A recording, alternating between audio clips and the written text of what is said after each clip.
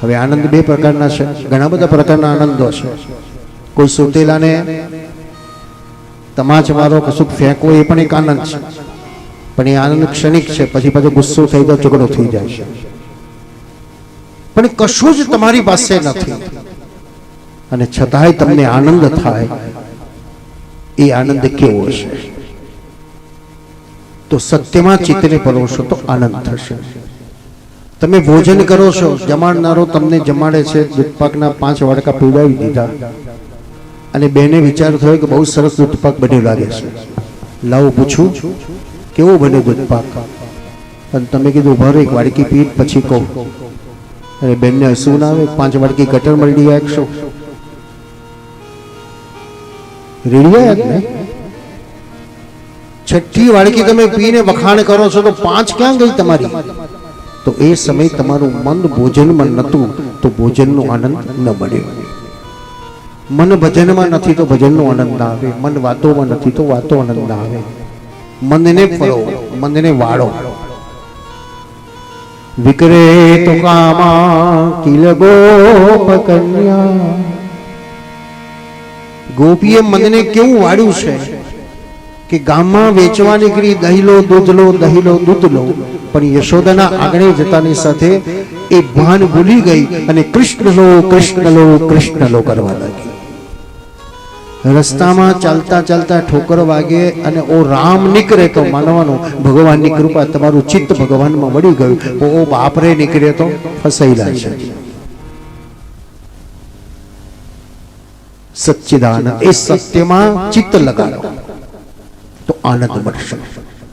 દુનિયા બનાવનારો કોણ છે? આ દુનિયા કોણે બનાવી છે? કેવી વિવિધ પ્રકારની દુનિયાઓ બનાવી, વિવિધ પ્રકારના જીવો બનાવ્યા, વિવિધ પ્રકારના પ્રકૃતિઓ બનાવ્યા, વિવિધ પ્રકારની ઋતુઓ બનાવી, ફળો બનાવ્યા, ફૂલો બનાવ્યા. આ કોણ કલાકાર છે કે જેને આટલી સુંદર દુનિયા બનાવી? કઈક હિમાલયમાં જાઓ, કઈક પર્વતોમાં જાઓ, કઈક કૌતરી સુંદર દર્શનો કરવા જાઓ તો તમને ઈશ્વરની અનુભૂતિ થશે કે ભગવાને કેટલું સુંદર બનાવ્યું છે. એ પશુ પક્ષીઓને જોયા પછી વિચાર આવે કેવી રીતે પીછી વડે કલર કર્યો છે ભગવાને. ઉત્પત્તિ કરનાર ભગવાન છે, પોષણ કરનાર કોણ છે? ભગવાન છે. તમે રૂપિયા કમાવી શક્યા, રસોઈ બનાવી શકી, પણ રસોઈને પચાવી શકો ખરા? તમે એ પચાવવાનું કામ કોણ કરે છે? તો ભગવાન કે હું કરું છું. જ્યાં સુધી તમે બહાર રાખ્યું ત્યાં સુધી એ પચ્યું નહીં. તમે હાથમાં લઈને મોઢામાં મૂક્યું અને મોઢામાંથી પછી ક્યાં ગયું એ ખબર ન પડી. પછી એમાંથી દાળ ભાત જુદા કરવા હોય, પેડા બરફી જુદા કરવા હોય તો ન થાય. બસ બધું આપી દીધું એને. એક કૃષ્ણાર્પણ થઈ ગયું, એક દાન થઈ ગયું. કારણ પચાવવાનું કામ આપણું નથી, એ એનું છે. તો દુનિયા બનાવનારો કોણ છે? દુનિયાનું પોષણ કરનારો કોણ છે? અને દુનિયાને ઉગારનારો પણ કોણ છે? દેહના દુઃખમાંથી દૂર કરનાર કોણ છે? ભવિષ્યમાં આવનારા દુઃખમાંથી દૂર કરનાર કોણ છે?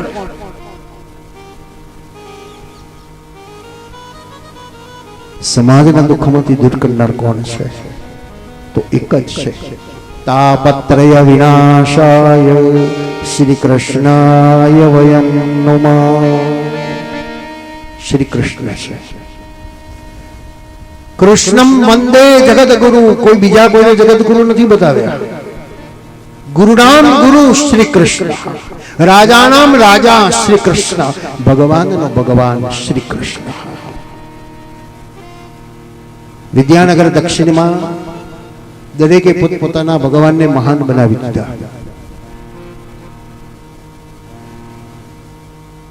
શ્રી વલ્લભાચાર્ય શ્રી મહાપ્રભુજી પણ ત્યાં બિરાજમાન હતા અને વલ્લભાચાર્ય પોતાનો મત બતાવ્યો કે કૃષ્ણ એ ગુરુના ગુરુ છે, ભગવાનનો ભગવાન છે. ઉત્તમ શાસ્ત્ર એ શ્રીમદ ભાગવત છે, પણ કોઈ સ્વીકાર્યું નહીં. મંથનમાં મતભેદ થઈ ગયા, વિદ્વત્તામાં વિધ્વંસતા આવી ગઈ.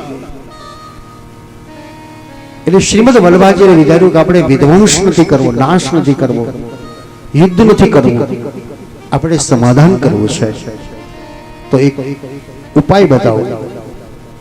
ભગવાન વિઠ્ઠલનાથના સાનિધ્યમાં એક કાગળ અને પેન મૂકવામાં આવે, ચોકી ફેરો કરી દેવાનો અને સવારે આપણે જેને બધાએ ભેગા થઈને કાગળ જોવાનો, ભગવાને જે લખ્યું હોય એ સર્વશ્રેષ્ઠ, એટલે બધાએ સ્વીકારી લીધું.